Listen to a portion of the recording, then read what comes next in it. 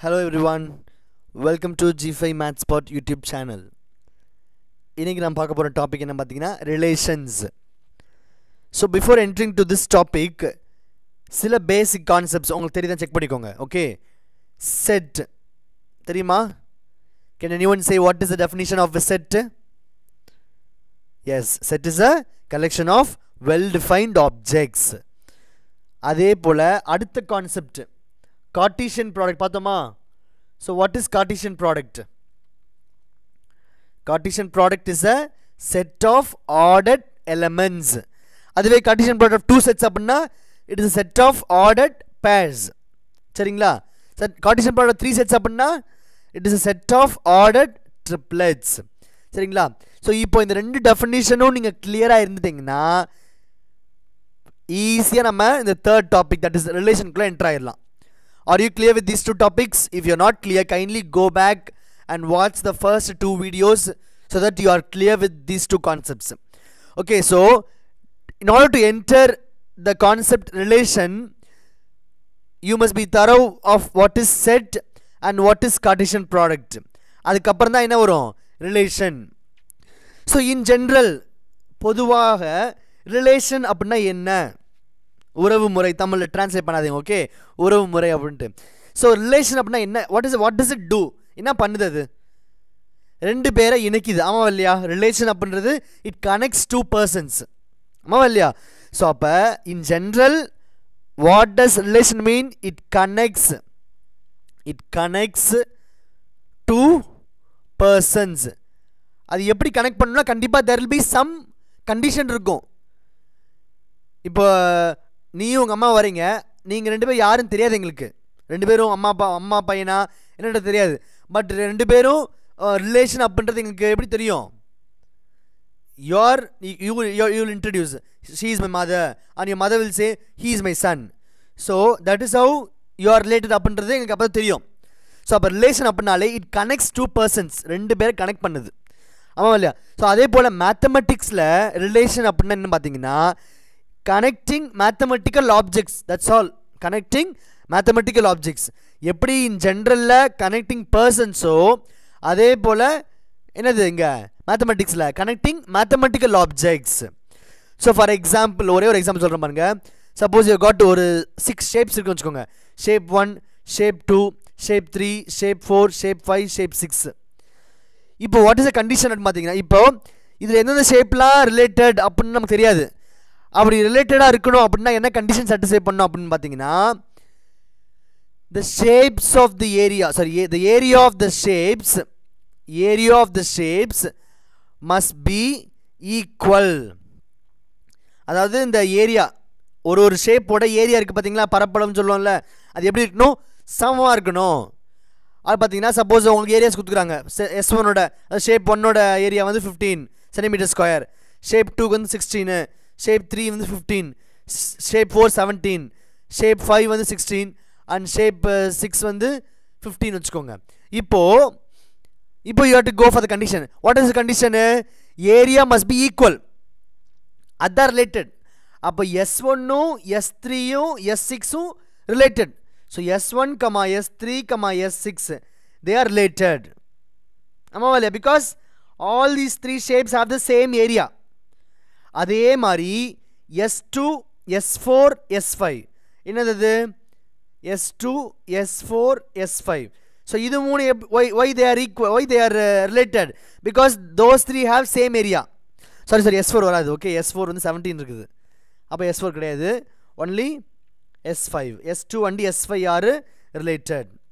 Sorry for the mistake. Okay, S5 are related because அது ரெண்டு same area. ஆமாம் இல்லையா? ஸோ அப்போ இதான் கண்டிஷன். அப்போ அந்த கண்டிஷனை நம்ம செக் பண்ணி பார்க்கணும், அப்ளை பண்ணி எதெல்லாம் சாட்டிஸ்ஃபை பண்ணுதோ அதெல்லாம் கனெக்ட் பண்ணி அதெல்லாம் தூக்கி செட்டில் ஒதுக்கி போட்டோம்னா தான் that becomes what? Relation. That's all. So அப்போ and this is how we represent. இந்த ரெப்ரசன்டேஷன் எங்கே பார்த்துருக்கோம் நம்ம? Yes, we did it in Cartesian ப்ராடக்ட்டில் பார்த்தோமா? ஸோ இது என்னது? It is an ordered pair. இது என்னது? ordered triplet. ஆமாம் இல்லையா? ஸோ அதான் கார்ட்டீசியன் ப்ராடக்ட் தெரிஞ்சுக்கணுன்றோம். நம்ம தெரிஞ்சுதான் தான் ரிலேஷனுக்குள்ளே என்டர் ஆக முடியும். So now we'll enter into the perfect definition. So relation, let A and B be any two non-empty sets. A and B be any two non-empty sets. ரெண்டு எப்படி இருக்கணும்? non-empty set இருக்கணும். சரிங்களா? Now what is a relation? A relation R from A to B. A relation R from A to B is defined as, and R எப்படி define பண்றாங்க பாருங்க. It is a subset of the Cartesian product of A and B. What is this Cartesian product of A and B? It's nothing but A cross B.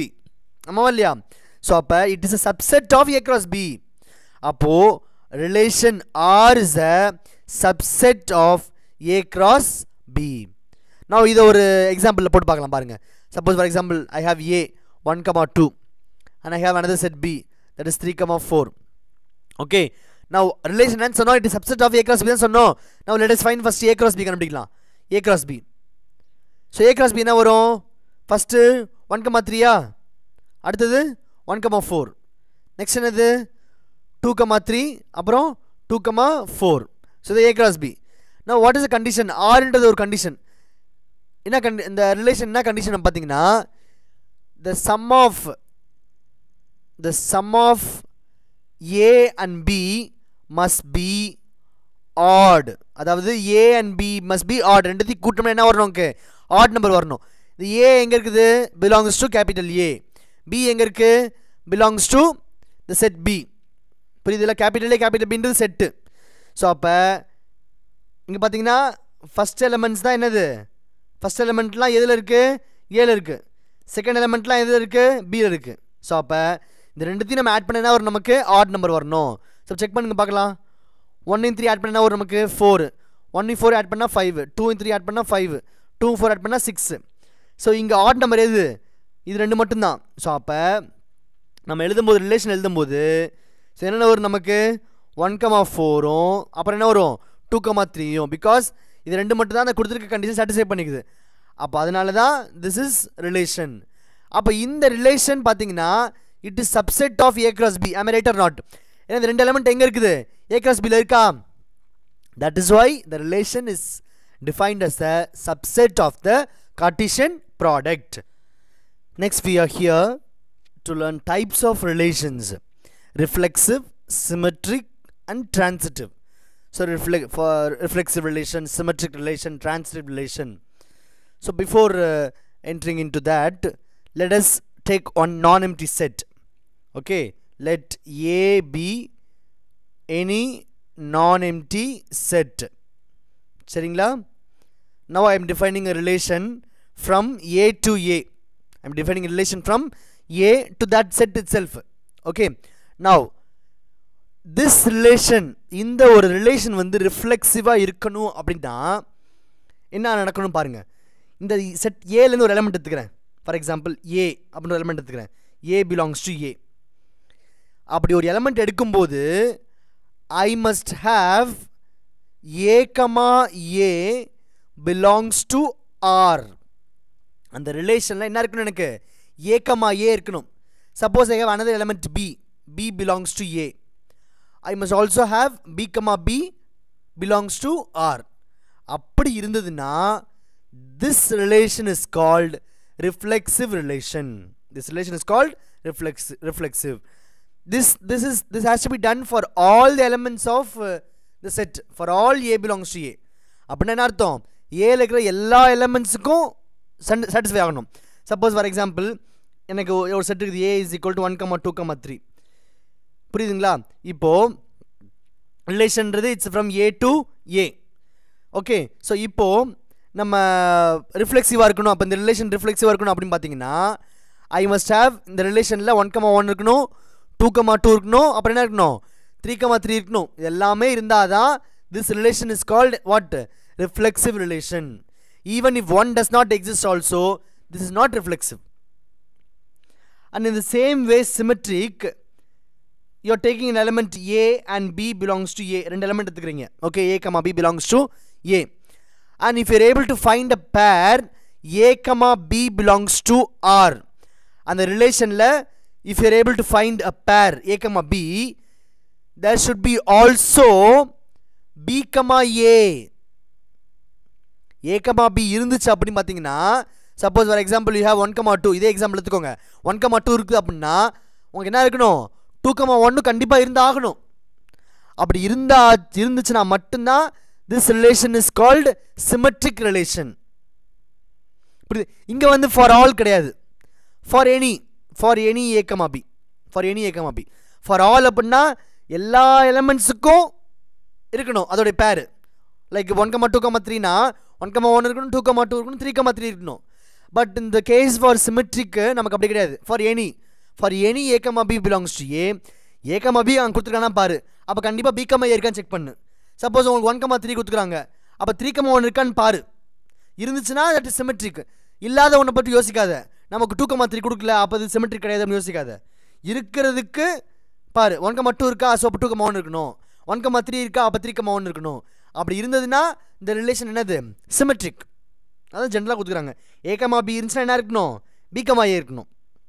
And இந்த similar way for transitive அதுக்கும் for any தான். For any A, B, C belongs to A. இங்கே 3 elements. A, B இருக்குன்னு வச்சுக்கோங்க. அதே போல் B, C இருக்குன்னு வச்சுக்கோங்க. A, B, C ரெண்டுமே எதில் இருக்குது, ரிலேஷனில் இருக்குன்னா கண்டிப்பாக A, Cயும் எங்கே இருக்கணும், அந்த ரிலேஷனில் இருக்கணும். ஃபார் எக்ஸாம்பிள் உங்களுக்கு ஒரு 2, 3 இருக்குன்னு வச்சுக்கோங்க. இப்போ 1, 2 இருக்குது, 1, 2 இருக்குது. அடுத்து என்ன வரணும், இந்த B இங்கே B தானே, அப்போ 2, 3 3 இருக்கணும். 2, 3 அப்போ 1, 2 இருக்குது, 2, 3 இருக்குது. அப்போ என்ன இருக்கணும் நமக்கு, we must have 1, 3 இருக்கணும். 1, 3 இருக்கா உள்ள, எஸ் இருக்கு. அப்போ என்னது இது, transitive. So my dear boys, it's very very simple concept. சரிங்களா, நான் மறுபடியும் உங்களுக்கு சொல்கிறேன். ஒரு ரிலேஷன் நம்ம கொடுத்துருக்காங்க, கொடுத்துட்ட பிறகு அந்த ரிலேஷன் வந்து ரிஃப்ளெக்சிவா, சிமெட்ரிக்கா, ட்ரான்சிட்டிவான்னு செக் பண்ண சொன்னாங்கன்னா இதுதான் பார்க்கணும். அந்த ரிலேஷனை செக் பண்ணுங்க முதல். For example I have one set A is equal to A, B, C, Dன்னு இருக்கு. And I have a relation R. என்னது R, it is a subset of the Cartesian product தானே. அப்போ பேர்ஸ் இருக்கும். A, A I have, B, B I have, A, B I have, A, C I have, B, C I have, and A, D I have. So like that I have. இப்போ இந்த relation வந்து ரிஃப்ளெக்சிவான்னு பார்க்கணும். அப்போ ரிஃப்ளெக்சிவாக பார்க்கும் போது எலமெண்ட்ஸ்லாம் பாருங்கள், A, B, C, Dன்னு இருக்குது. அப்போ A, A இருக்கணும், இருக்கா, இருக்குது. B, B இருக்கணும், இருக்கா, இருக்குது. C, C இருக்கணும், இருக்கா, இல்லை. D, D இருக்கா, இல்லை. அப்போ கண்டிப்பாக இந்த ரிலேஷன் என்ன கிடையாது, ரிஃப்ளெக்சிவ் கிடையாது, சிமெட்ரிக். வாங்க என்ன நம்ம பார்க்கலாம். A, B இருக்கு, B, A இருக்கான்னு பாருங்கள். B, A இல்லை. அப்போ B, A இருந்தால் தான் என்னது இது, ரிஃப்ளெக்சிவ் ஆக முடியும். அதே போல் B, C இருக்கு, C, B இருக்கான்னு பாருங்க, இல்லை, அது இருந்தால் தான் ரிஃப்ளெக்சிவ் ஆக முடியும். அதே போல் A, D இருக்கு. அப்போ என்ன இருக்கணும், எனக்கு D, A இருக்கணும். அப்போ தான் இது என்ன ஆக முடியும், சாரி, சிமெட்ரிக் ஆக முடியும். A, C இருக்கு, அப்போ ஐ மஸ்ட் ஹேவ் C, A. அப்போ தான் இந்த ரிலேஷனில் இந்த 4 எலமெண்ட்ஸும் ஆட் ஆனால் தான் இந்த ரிலேஷன் என்னவாகும், சிமெட்ரிக் ஆகும். Otherwise it is also not symmetric. And coming to transitive, நமக்கு A, B இருக்குது, B, C இருக்குது, A, Cயும் இருக்குது. அதை ஒன்று மட்டும் இது பண்ணிடக்கூடாது. அடுத்தது பாருங்கள், A, D இருக்கா, A, D மட்டும்தான் இருக்குது. தெர் இஸ் நோ D, சம்திங்லாம் இல்லை. அதனால் அதுக்கு போக தேவையில்லை. இது மட்டுமே பாருங்கள். A, B இருக்குது, B, சம்திங் இருக்கான்னு பாருங்கள்.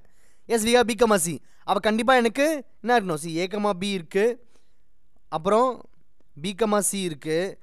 ஐ must have A, C for transitive ப்ராப்பர்ட்டிக்கு. அப்போ A, C எனக்கு இருக்குது. So it's okay. ஆனால் A, Dக்கு எனக்கு சப்போஸ் D, B இருந்துச்சுன்னா அப்போ I will be requiring A, B எனக்கு வேணும். இங்கே D, Bலாம் கிடையவே கிடையாது, ஒன்றே ஒன்று தான் இருக்குது. அதனால் அதை வச்சு நம்ம என்ன பண்ண தேவையில்லை, we don't need to worry. So அதனால் இட் இஸ் ட்ரான்சிட்டிவ். ஸோ புரியுதுங்களா. ஸோ அப்போ ரிலேஷனில் ரிஃப்ளெக்சிவ், சிமெட்ரிக், ட்ரான்சிட்டிவ், இந்த 3ம் ரொம்ப முக்கியம். இது எப்படி கண்டுபிடிக்கும்னு சொல்லிட்டேன். இப்போ இந்த 3 கண்டிஷனுமே சாட்டிஸ்ஃபை பண்ணிச்சுன்னா அந்த ரிலேஷனுக்கு பேர் ஈக்குவலன்ஸ் ரிலேஷன். அந்த ரிலேஷனுக்கு பேர் என்ன, ஈக்குவலன்ஸ் ரிலேஷன். ஸோ அப்போ ஒரு ரிலேஷன் வந்து ரிஃப்ளெக்சிவாக இருக்கணும், சிமெட்ரிக்காக இருக்கணும், ட்ரான்சிட்டிவாக இருக்கணும். இது மூணுமே இருந்துச்சுன்னா அந்த ரிலேஷனை என்னன்னு சொல்லலாம், நம்ம ஈக்குவலன்ஸ் ரிலேஷன்ட்டு சொல்லலாம். So hope you are clear with these ideas. Next definition, inverse of the relation. Very simple பா. ஆர்ன்றது R is a relation from A to B. அப்போது ஆர் இன்வர்ஸ் அப்படின்றது என்னவா இருக்கும் நமக்கு, it is from B to A. ஆமாம் தானே? அப்போ இதில் வர எலமெண்ட்ஸ் ஏ கமா பியாக இருந்துச்சுன்னா ஆர் இன்வர்ஸில் வரது எப்படி இருக்கும், பி கமா ஏ. அதான் சொல்லியிருக்காங்க இங்கே. If R is a relation from A to B, இந்த ரிலேஷன் ஆர் இன்வர்ஸ், இந்த relation R inverse is defined from B to A. இந்த ஆர் இன்வர்ஸ் ஆட் பண்ணிக்கோங்க. Okay, R inverse is defined from b to a is given by r inverse is equal to b comma a such that a comma b belongs to r. Suppose அவங்களுக்கு 1 comma 3 belongs to r அதுனா அப்போ r inverse என்ன இருக்கும், 3 comma 1 belongs to r inverse. சரிங்களா? So this is called inverse of the relation. So clear? This is called the inverse of the relation. So அவ்வளோதான், that's all. Thank you, God bless.